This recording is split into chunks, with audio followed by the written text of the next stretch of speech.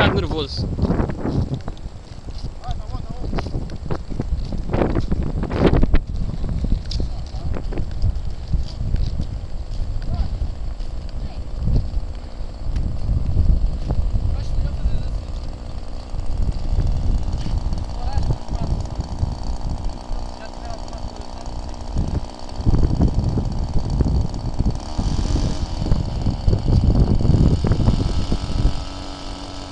Mete as pás direitas.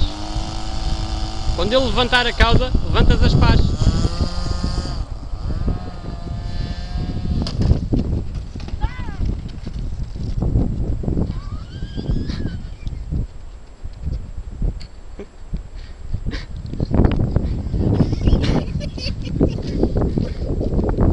Isto também era difícil, pá.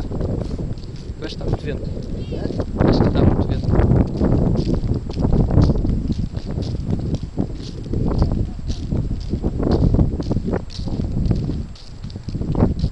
Escola! Escola! Ora bem, partiste, na segunda ponto de situação, partiste os cabos, partiste os encaixes, não há mais o quê? Aqui os encaixes da asa partiram. Isto sobressui. O cabo partiu, os ferros estão dobrados. E esta porcaria saltou toda. Pronto, já está. Já brincaste? Vamos embora? Não explodiu. Ei, por favor. Não tem combustível. Ainda não Tem combustível. Seja doido, vais partir isso tudo, deixa estar. Pá, arranja isto.